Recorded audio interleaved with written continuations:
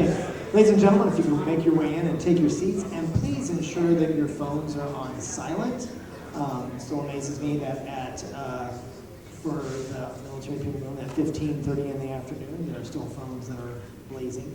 But I would like to introduce to you Paul Wirtz. He is the president and CEO of Sherpa Works. And at first I thought that was like shawarma, but it's not. He also hails from Atlanta and is the FCA chapter president there. So I will shut up and let people listen to the guy that they came to listen to.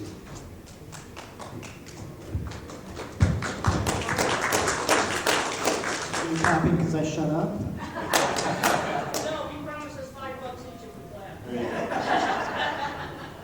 So I'm going to do a quick introduction of myself and what we're talking about, but I really want this to be a conversation because what we're really talking about is exercises and learning and facilitating them through some kind of structured exercises. So the more y'all participate, the easier it will be on me, and I think the better it will be as things to take away.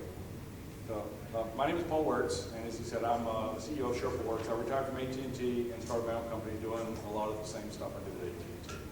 I supported federal government in many areas. Prior to AT&T, I was in public safety for 17 years as a paramedic and a firefighter, and have done a number of crisis or disaster events in and around the Southeast. How many are in here are familiar with the Jack or Take program? Okay. So a few years ago, I heard about the Jack or Take program that Army Cyber Institute is doing. They started it, the first Jack or Take exercise was in 2016.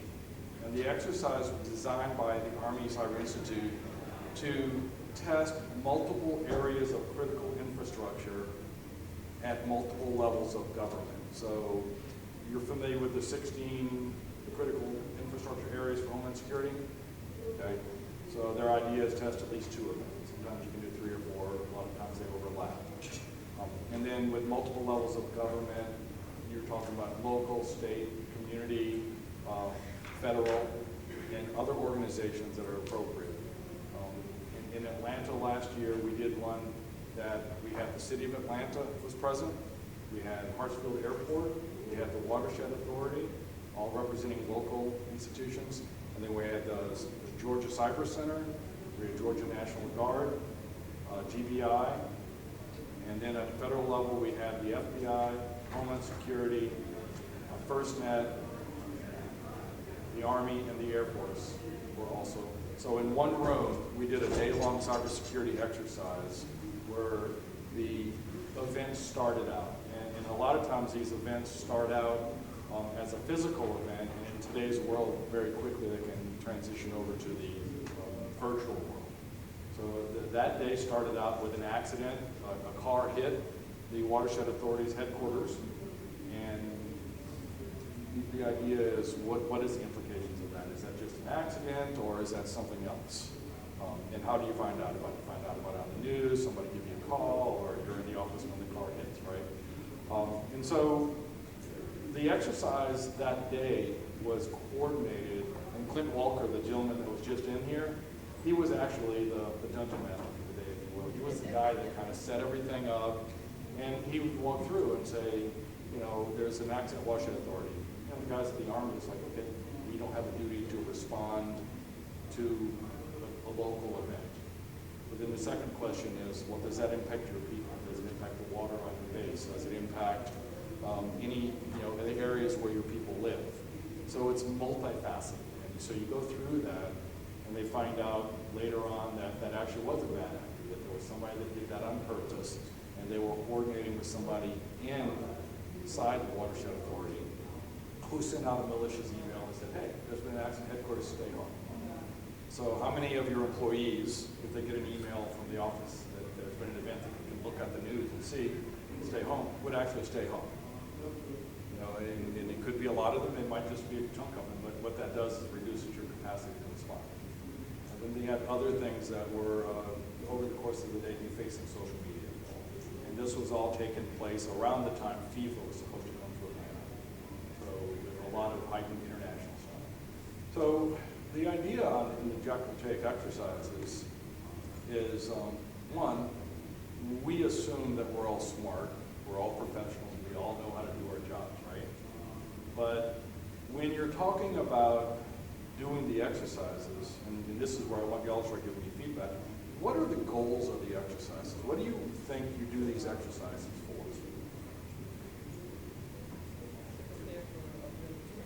To prepare for a real event, correct. To figure out what processes or procedures are or are not working and how to improve them. Okay. A lot of this stuff is done on paper, not actually in person, so when you test it, sometimes things don't go as planned. What else? To preserve human life and mitigate the impact of this. Yeah, so coming from my the media, like when I was a paramedic, a disaster is an overwhelming of resources. So when you've got more things happening than you can handle, that's the definition of a disaster. But when you're in a cyber world, it's a little bit different. So it may be a disaster where you're overwhelmed, but it also could be unanticipated consequences, right? So how do you kind of flow through that and see what's going to happen if you don't actually run the exercises? So there's one or two other things you would do an exercise for. Anybody else have any other ideas? It's the old cliche of it's better to exchange business cards before the incident or left the booth Yep. than right after. So that's actually to me, one of the biggest things is that at the end of the day, if I know new people and new phone numbers and they know who I am, so when I call them, that's a success, at the very least. You have, Not just so you iron out the specifics of what they want you to do, but also to, your staff's remaining with those when it's going down. say the last sentence again. Composure, really.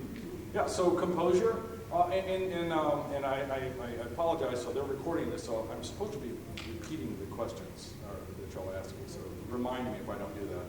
But, one of the big things on these exercises is, do people actually have the capacity to do what they need to do during an exercise, and do they follow the plan?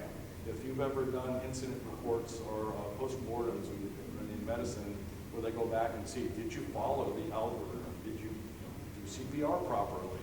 Did you go to the closest hospital? Were you able to appropriately assess the situation and respond to it in a way? And did that written plan appropriately address the problem? And so it's really common to find out that there are things that we anticipate that never actually happen, or things that, there's a quote from Bill Burns, I think it was, we have the known knowns, we have the known unknowns, and then we have the unknown unknowns. And so how do you address those kinds of things? And one of the things you do is you test. And so within the Jack will take exercises, they've done 7 or 8 of them now. They did one in Savannah and Charleston, they did one in Atlanta, they've done them in Texas, they did one in New York that was based on finances. So they're stressing these systems out to see what the real impact of it is and how you can actually learn things. And this is where the Army Cyber Institute is really, so they're a university, so they like to have data that they can look at post-event and say, okay, here's what we're learning, and when you do 1, 2, 3, 4, what are the patterns we're seeing from these disaster events or these crisis practices? So, have y'all, in exercises like this, how long have y'all been doing exercises? Like, anybody in here's done like pen testing or cyber phishing? Like, how long does that go back?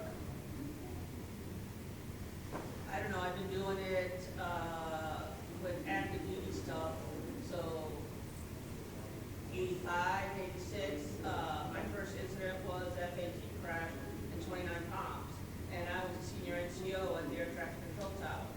So all of a sudden, FAA breaks come into hand. You've got to call the base commander because you're in the middle of a CAX. All these other things.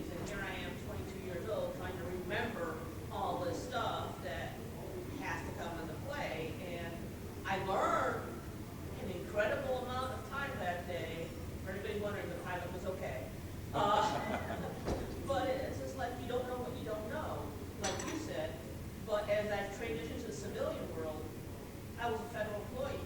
There's certain things that I brought from the Marine Corps that the civilian sector has no idea to think about. Do you have a paper copy or a recall roster for your staff? Yeah. In the military back in the day, I don't know what it is now, gentlemen, but back in the day, we had to have a way to contact somebody for accountability and head count. And in the Jack Volterra exercise last year, people didn't think I should be calling my supervisors to call their team to make sure they get the phone tree with the actual scoop and not the social media compromised information.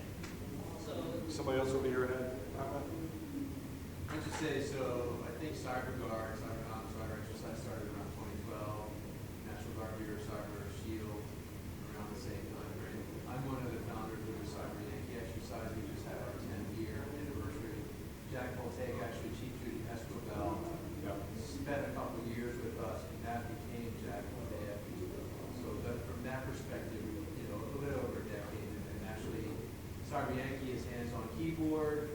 It's working with critical infrastructure. It's working with state, local government, federal government, etc. So it's come a long way. In the last It's evolved, and the National Guard has stood up tremendously in the work that they do, and they were willing and eager participants. And at some point in time, logistically, I can only have so many participants, right?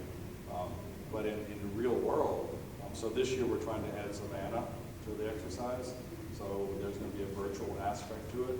But you know, logistically, how much can you really take care of? And so one of the things about the Jack Voltaire program is that there's a lot of planning and efforts that go along, and then it goes to building the relationships that you've got so that you know it.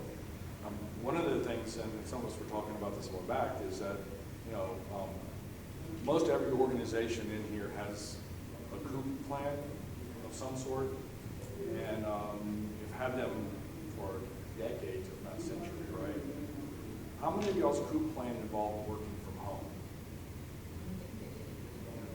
Generally, you know, you would have been laughed at. I actually, when I first started the phone company in the 90s, suggested working from home, and that would never, ever happen. And then within the span of a couple of weeks when COVID happened, all of a sudden everybody's working from home, and you've got military units doing PT on Zoom calls. And then how do you handle a command structure when everybody's remote? And how do you handle the security? So it's a number of things. So, you know, when you're looking at these kinds of exercises, there are things that we don't know, and that things come at us sideways from areas that we think we know. And so when you're doing exercises like this, and Clint, who, you know, when we sat down, he will actually go through and talk with the people that are participating and say, what areas are you worried about? What areas do you think you have a blind spot in? Or what areas you think you may be overconfident in? And so you try to stress test those. So each event, each Jack Voltaire exercise is going to be independent and different of the other ones. But by having it structured in such a way, you're able to take that data, and Army Cyber is putting papers out there, and they've got, so like my company won a grant from Army Cyber to work on building communities of trust, because so much of the cybersecurity community out there, they suffer in silence, right? You don't advertise when you have problems unless you have to.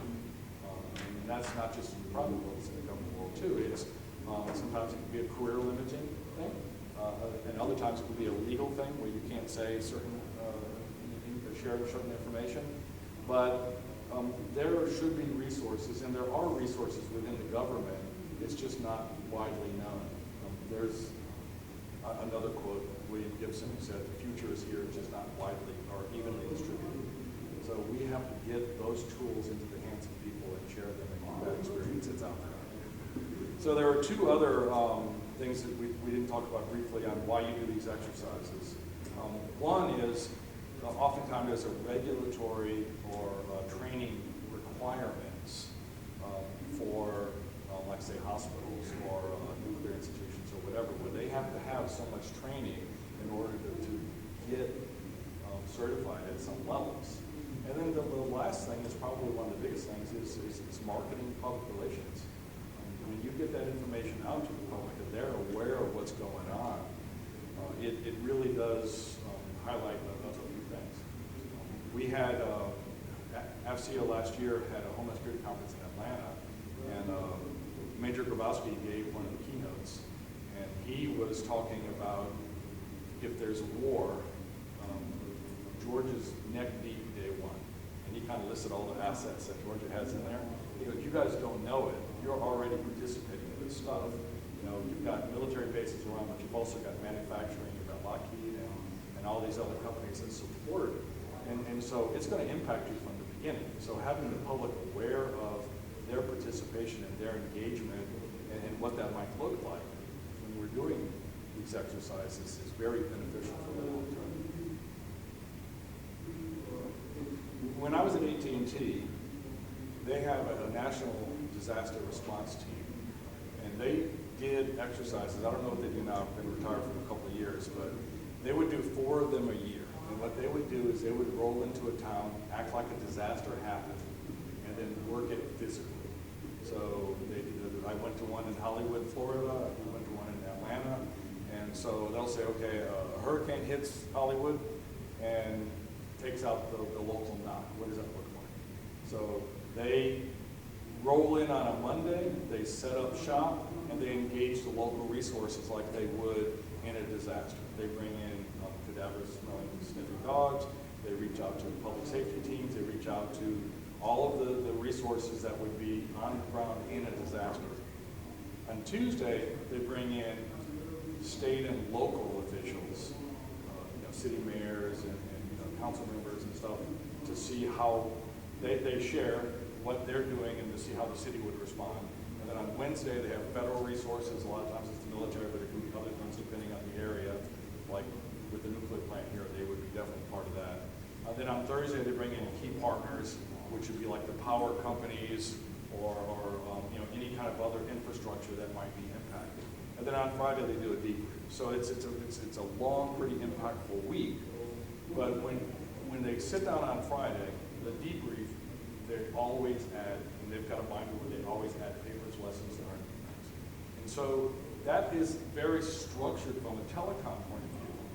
When you're looking at the Jack-Mosaic world, where the cybersecurity stuff has evolved pretty rapidly in the last, even the field of cybersecurity is still kind of evolving. When you're looking at, we talk with some of the universities that are out there, it's like, how do you train cybersecurity professionals for the future?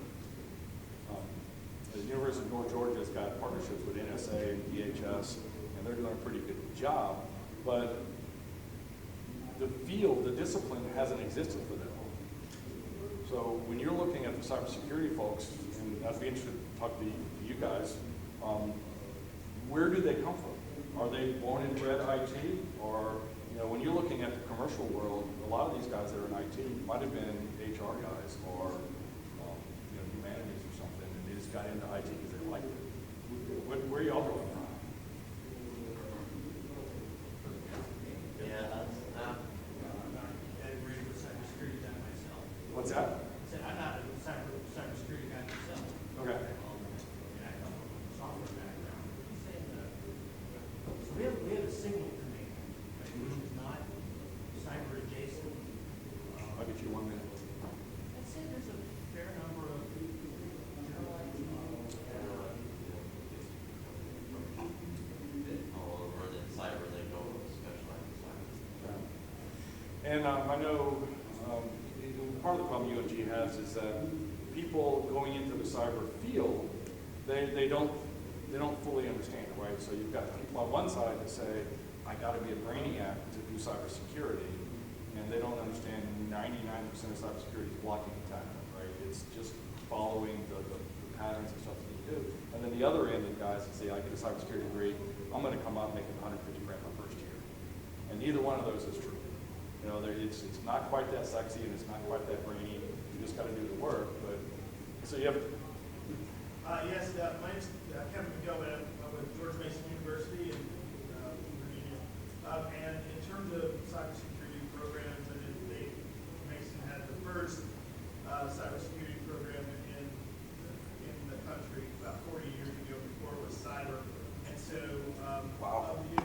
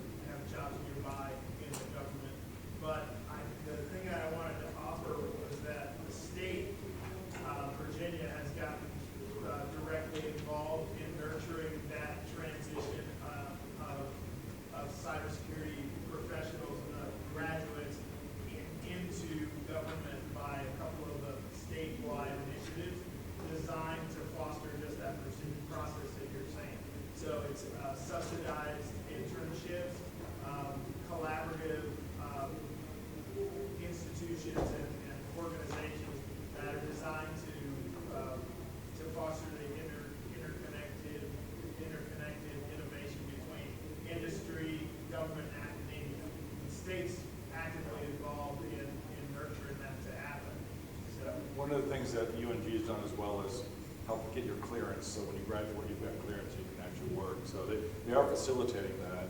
And within AFCEA, we've got some committees that are working on how do you create a funnel for people to go into the cybersecurity field?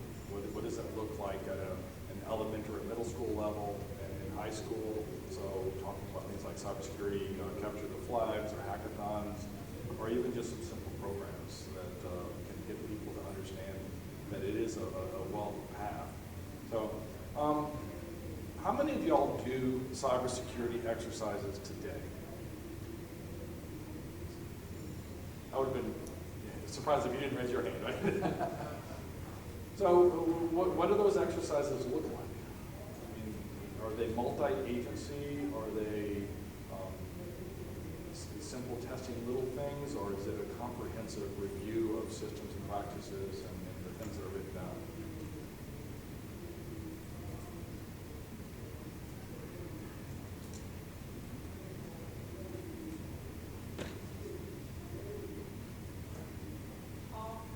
Go ahead. We did both ways, but we would do just our unit, and then we would bring the whole base, and then sometimes we would bring people outside. But the difference is what you're trying to do in Atlanta versus what we do. You've got different contacts that do their own thing. You've got the military that does their own thing. You've got the transportation, or you've got the health people that do their own thing.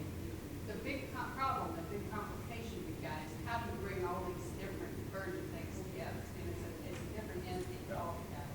And that was one of the, I think you've had that, but one of the things that Army Cyber really set out to do was, in these kinds of exercise, one of the main elements is force projection, right?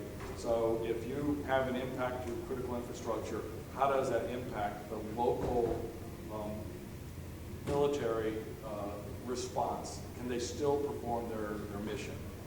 The local base commander can't call them and say, sorry, I don't have any internet today, call back tomorrow. He's going to get told, do your mission and let me know how you succeeded, right? So when you're approaching that, y'all were talking about having to have written, policies and procedures offline. There's a group at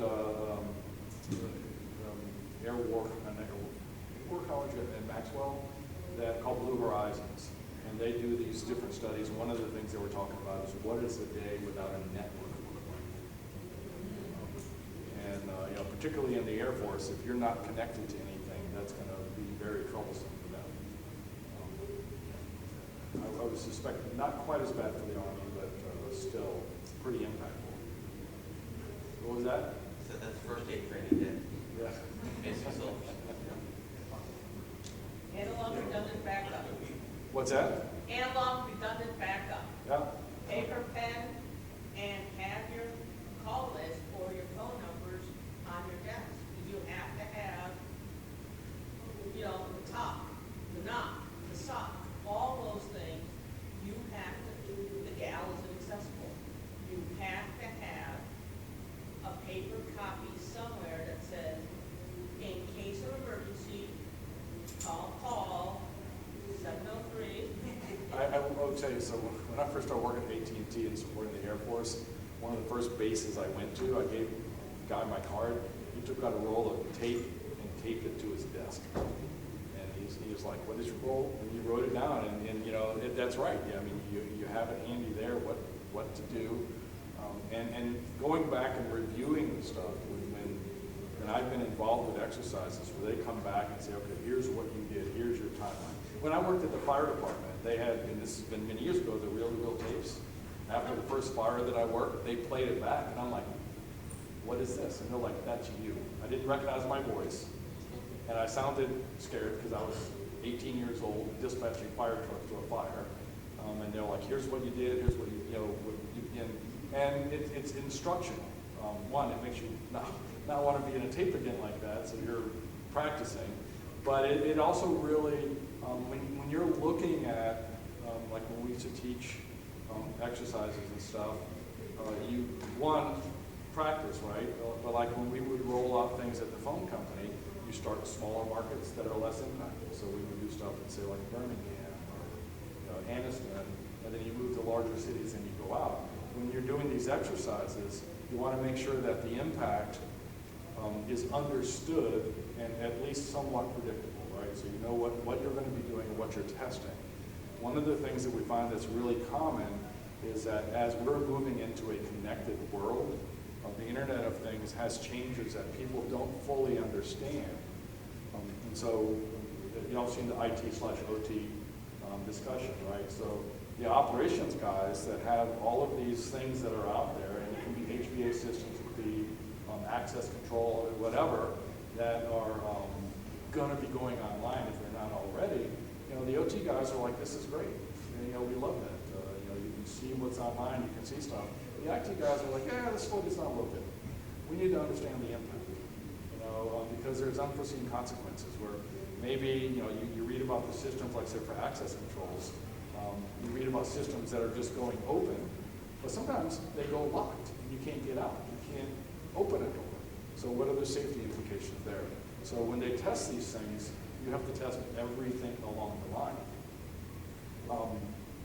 In Atlanta, you know, we kind of pivoted from a lot of DoD stuff at Fort McPherson and Fort Gillem closed, so we pivoted towards Homeland Security. And when we were talking with FC International, we were talking about some of the disasters that have hit the city. And some of them, and the joke was like, going back to Sherman going through Atlanta.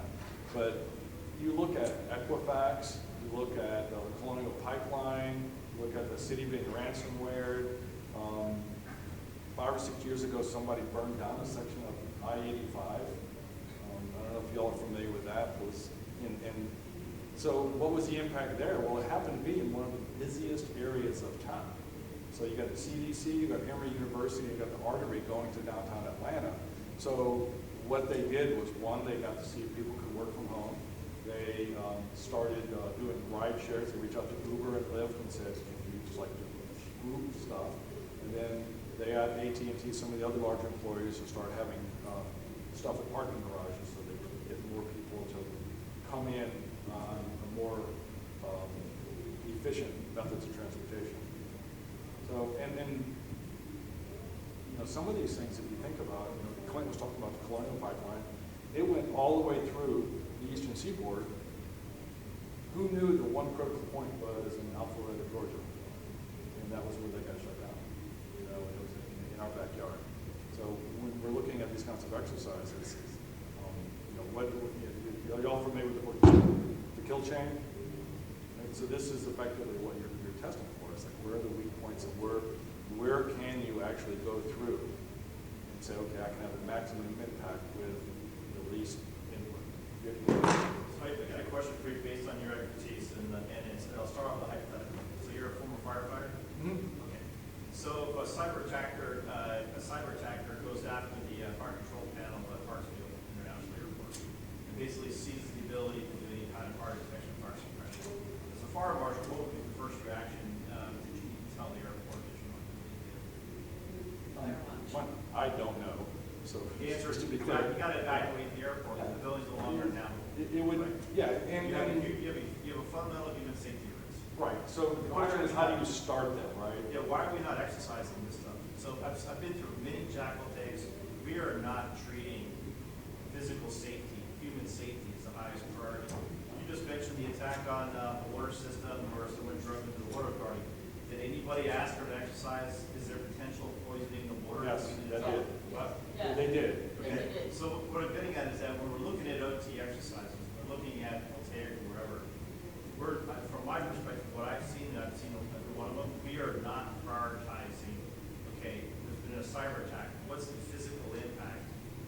Prioritize. And what do we need to do immediately as a first responder to be able to minimize the risk to the population, whether it be DoD or otherwise? No, you're absolutely right. Now, I will tell you, one pleasant experience was with Hartsfield, not just at the Jack Voltaic exercise. I had some guys from Idaho National Labs come down, and we actually went through and sniffed the networks. We got permission to do that, so we're all walking around with our computers. Hartsfield actually is pretty well secure. And when you ask them why, they were like, as the busiest airport in the world, we're a rich target. So they get attacked a lot. So they're stress tested. But to your point, most air folks are not, Our right? department store thought they were secure, Yeah. and it came in through HVAC. And that's why we test. So I'm not a cybersecurity expert, and I'm not any note in that, but structuring these tests, and this, one of the things when we're talking with the Army Cyber Institute, and you could probably talk about this, there's a lot of planning that goes on, and it took them a year to 2 years to put a full-blown exercise on. And so when we were talking with them, the idea, some of us at FC Atlanta said, we think it would be good for ASEA International to help with these exercises. There's a lot of chapters, 139 chapters around the world. They're always looking for something to do. They're always looking to get new ways to engage with the population. If we can take the Jack will take exercise, put it in a box, and say, okay, if you do these things, Army Cyber will participate, bless it, and then you go from there. So that has started. We now have 7 or 8 chapters around the United States that have expressed interest in hosting Jack will take exercises. So if they go from having one a year or one every 2 years to having 4, even 4 or 5 a year, then it really does start. And to your point, some of these things, when you say, okay, we've done 10 of them now, but we've never really done this.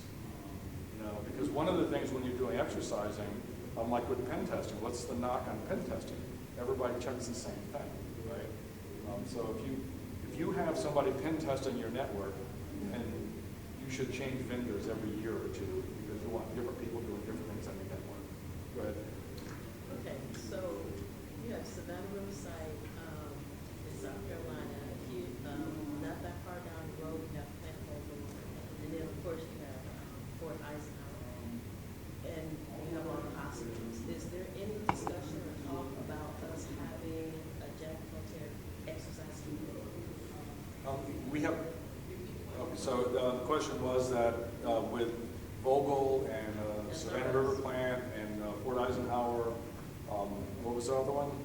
The hospital. The hospitals, have they considered having a Jack Voltaire event in Augusta?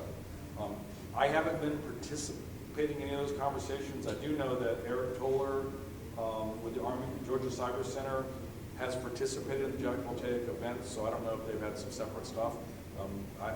I don't own the Jack Voltaire name.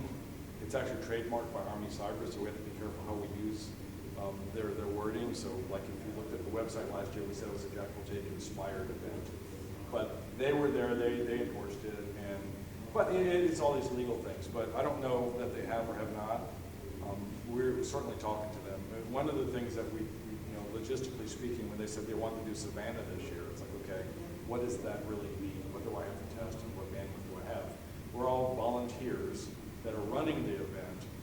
The people that are tasked to do that sometimes, like with the city of Atlanta last year, the way the exercise was designed was that the emergency management agency within the city of Atlanta was a key player. Well, 2 days before the event, President Trump announced he was coming to town. So all of a sudden the emergency management team said, we got something serious to do. And so they sent one person to participate in the exercise. So that was disappointing, but it's real life. So we're trying to structure a little bit differently this year so we don't have as much of a point of failure. But sometimes things like that happen. So go ahead. Yeah, so Cyber Yankee, Homeland Security Emergency Management, specifically we've done it in New Hampshire, Connecticut, Massachusetts. So the emergency management agency at the state level is always involved. FEMA, National Guard, those second order impacts, whether it's water, hospital, that type of thing for the incident response. Some of I go to those dark places in my mind, like that worst day in America. If we lose a major section of the country loses power, what would that look like? Water, say like a large metropolitan city doesn't have water for 3-4 days, what would that look like? How would you respond to something like that? So those are certainly things we're thinking about, but those are certainly very hard problems. But again, it's all about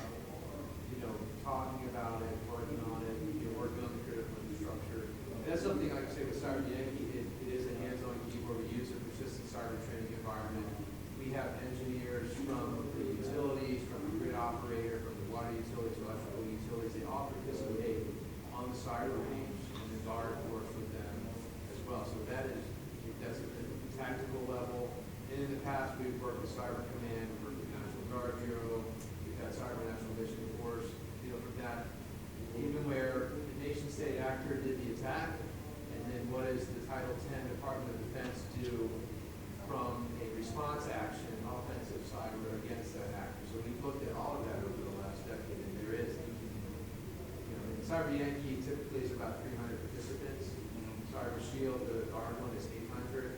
I'm not sure about Jack will take, but I say Jack will take is more of a tabletop. Yeah. Do you still work with Ari as well? We do, and so there are different things. So, like we won one of the grants for the community stuff. Already has the Decide platform. We didn't use it last year. There are funding challenges because they charge for the thing. But there are a number of companies that do that kind of thing around the world. And when you're looking at the Decide platform, there's Jabari that does disasters on college campuses and stuff. So we talk about campus shooting responses or churches and stuff like that. There are a lot of overlapping disaster components about how do you respond to something and do you really follow the written plan and what does it look like. I know one of the advantages of the Decide platform is that it allows you to get it digitized. So I can say, here's when you did something, here's how long it took you to respond, or here's when you acknowledge receipt. Some of the platforms have the ability that I can create user profiles. So you've got a mayor, you've got a commander, you've got newspapers, and you send the information out, and then people in the platform can either learn there'll be a social media feed, there'll be an email alert, or there'll be, this is a phone call, but it's like a thing. So the more that you can capture that in a digitized format, certainly the researchers like that better. And then you can actually say, this is verbatim what I did do. The advantage of having somebody like Clint, like I was joking, like being the dungeon master, is that they can do things on the fly. The disadvantage there is that everybody finds out about the same time, unless you go sit at the table. And you can hand out cards, you can do little NS cards or stuff. I've seen that handed out. One of the things is, what is your goal at the end of these exercises? I've literally participated in crisis drills where the goal was, we can say we did it so we get certified. And the people that participated did not want to be there, didn't really care, and it's just a waste of time. So you really need to upfront try to work with that. And that was actually one of the problems we had with AFCEA. Not AFCEA International, but when we started reaching out to state and local agencies, they were like, who is AFCEA? We've never heard of them. Are you a real group? And we're like, yeah, we got a website. There's like 140 chapters, but it took some reaching out. And then after we had the exercise last year, there were several agencies that reached out to us and said, why weren't we involved? And we're like, well, here's the email. We tried it like 7 or 8 times. But sometimes you're not talking to the right people, and sometimes they don't know who you are. And so, every time we do that, we get a little bit better. So I know you've been involved with the Jack. Has anybody else in here been involved with the Jack Will Take exercises? Or? Well, I've got about 15 minutes left. I don't know. For the CEUs, we have to last for an hour.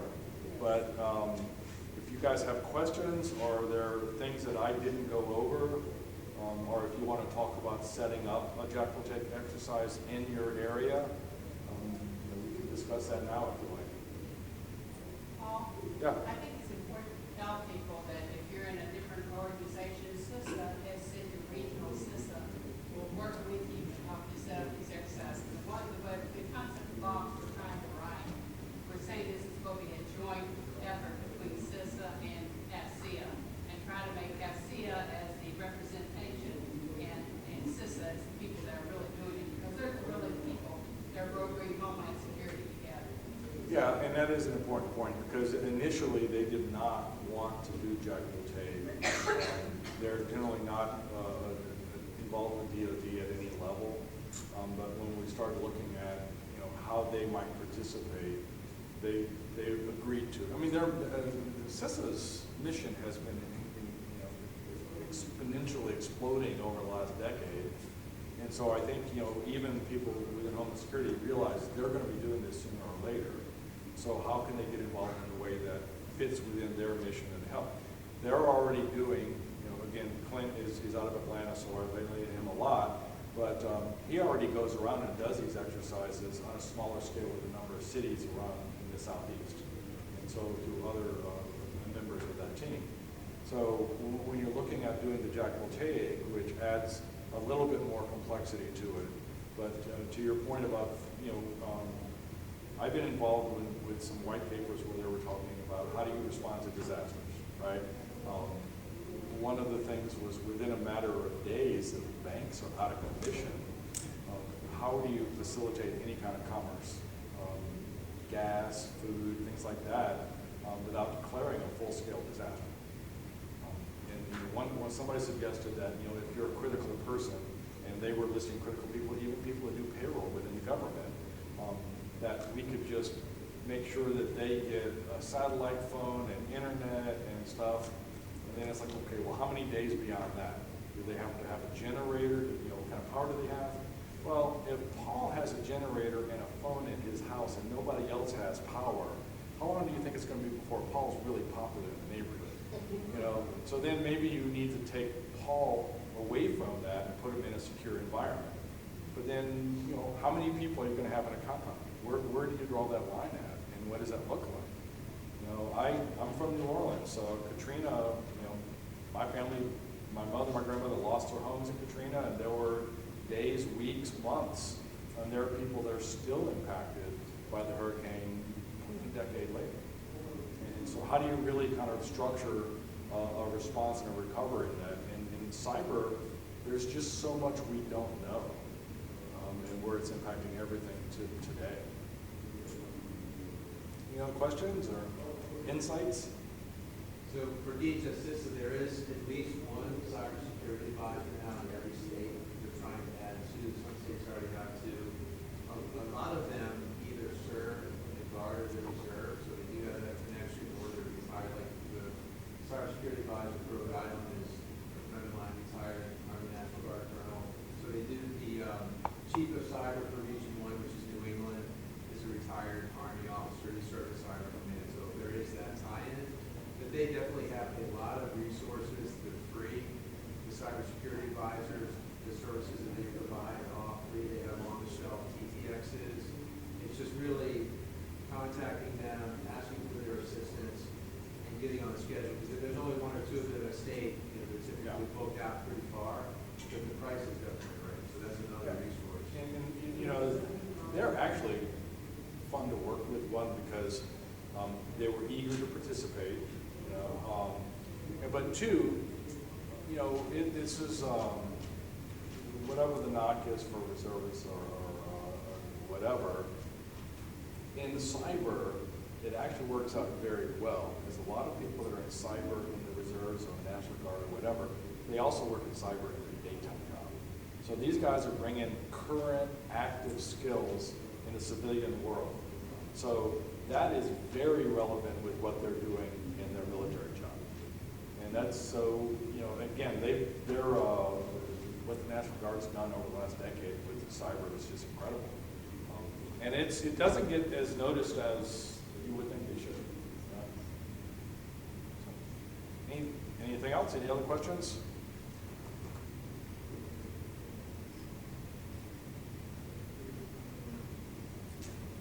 Paul, we're trying to get this concept of box ready, and just a couple of us working on it right now. Who all in here needs to be involved? We're going to get CISA involved, because this will be one main thing.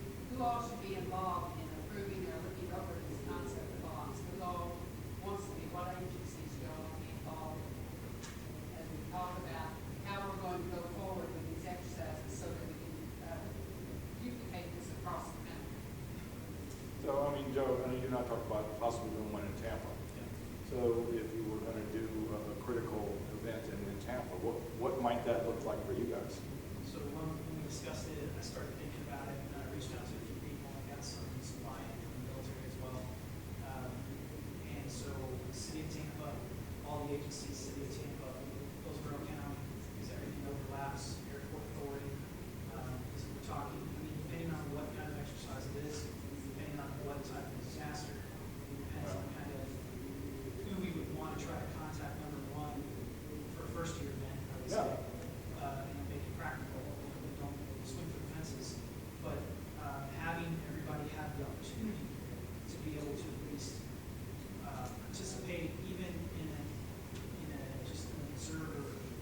capacity. That is actually a really good point. So last year, we made our event open to all participants in the conference.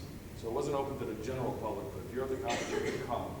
So we had 30 people representing a chunk of different agencies that were actually participating in the exercise, but we had another 70 or 80 that were observers. And so we said you can take pictures, you can do stuff, but we're not recording the event. This is not a gotcha. This is not a try to say, well, you did this and you did that. This is a learning, collaborative environment so that we can bring that body of knowledge forward as we leave. So, yeah, I think, Tampa's dodged a few bullets recently. So you don't know how long you can keep doing that. But there's also, with the big base now, there's Centcom and SOCOM, there's certainly... Another 5 years, so. Yeah.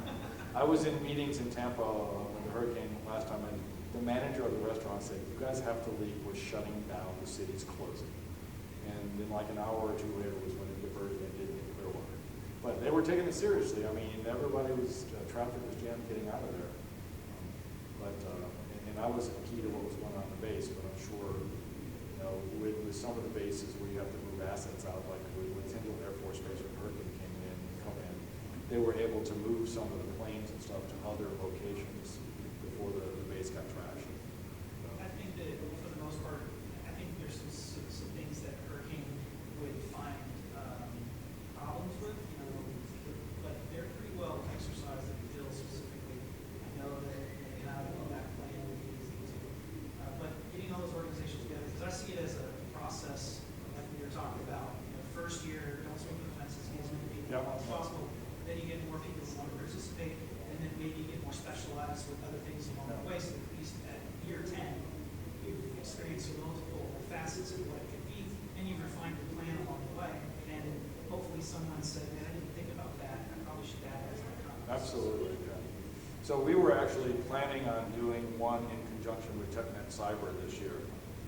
And we had a meeting, I want to say it was like Monday or Tuesday, and we were talking about critical sectors to involve in. And somebody said, well, we should have trains involved. We haven't done a train like that. And then like 2 days later, I was watching the news and they had a boat hit the, and my wife was like, weren't you just talking about that? I'm like, no, we weren't talking about that. But then Admiral Van, who was at the exercise last year, and he's a fan of these exercises, he was the one pushing it, but he's like, nah, we're not going to do one this year in Baltimore because there's a lot going on right now, but we will do it again. In fact, he has kind of doubled down and said he wants to do them at every port under his command, which is most of them on the eastern seaboard. So he sees, the critical infrastructure in his purview as really being relevant, and he's part of the cyber guard within the Coast Guard. So I think the idea with the Army Cyber Institute is that they've been kind of tasked with doing them, but having these kinds of exercises is not something that's really their specialty. So if they can help fine-tune and find people that help run these exercises, they're more than happy to hand that off to other people. So within AFCEA, we've done it within the confines of our Homeland Security Conference, but some of them, there's an organization in one of AFCEA chapters in Pensacola that's looking at doing one as a kind of a standalone event, like a one-day, and there's a conference associated with it, but it's not it can be just something in a government building where you have, and I think some of the ones in the past have actually been within, I know like Georgia Cyber Center did like a debrief with one and stuff, so when you get the government involved, they've got facilities and they've got sometimes better contacts or better context than maybe some of the folks within FCA has. Anything else? We got, 3 minutes? 3 more minutes, okay. So, one of the things that when we're looking at these exercises, is that people are volunteering their time, but people do actually believe in the mission, and it's not just the military. When you talk about the mission that the military has, there's a lot of civil servants that work within the city, that work within the state government, work within the county, that believe in what they're doing and believe it passionately. So if we can find a way to get them engaged and get them participating, one of the hurdles we've had a little bit is some of them aren't so hot about partnering with DOD. You know, they don't want to be associated with the military. So, but the problem with that is, you know, the base commanders actually have a mandate that they're supposed to be good neighbors. They're supposed to be good members of the community. So, like where I live, Cobb County, Dobbins Air Force Base, there is an outreach within the community to engage the base. And the base participates in these things. So they're looking at how do we support that, but also within other, we've got the Brave Stadium that's right there. So that's a prime, you know, terrorist target for some things. And Dobbins is right there. So when you look at how they overlap and how some of these things are designed to be self-contained, they really need to kind of open up the aperture a little bit and say, okay, when something happens, we're all in this together. And we can't really define when something happens. It's going to happen to us. So, are we 3 minutes? Okay. They can start scanning the badges. Okay. So, I'm sorry, go ahead. Under the wire. So you mentioned a little bit about the difficulties getting people to partner with the DOD because of that stigma of partnering with the DOD. Is there also a financial concern too with them partnering because they're devoting man hours and personnel resources to this? So could that also be a barrier that might be overcome with some So, grants or something? and yes, so that is a concern, and some of them don't have funds to travel, but like within a lot of the federal government, they do have mandates to participate in exercises and do stuff. So a lot of it is finding the right way to word it or the right way to set it up so that they can participate. A lot of times the will might be there, but having, like with the city of Atlanta, having the extra hours in the day is a very hard thing to get people to do. So it's a mix of both. But, you know, like with the Coast Guard, funding was an issue because they thought it was going to be really, really expensive. Now, the Decide platform, and I don't know exactly what it costs, it's thousands and thousands of dollars. But, you know, a lot of times putting on these exercises, the biggest expense is having a place to host it. And a lot of the cities and bases have facilities on them that you can use. It's just finding somebody willing to spend that time. And time and effort is really the biggest thing. Most of us aren't sitting around doing nothing. You know, most of us have full-time jobs, and unless it's your job to be the emergency coordinator for an area or region, it's going to be second to, or maybe third or fourth if you're not family. There's things that we all have to do.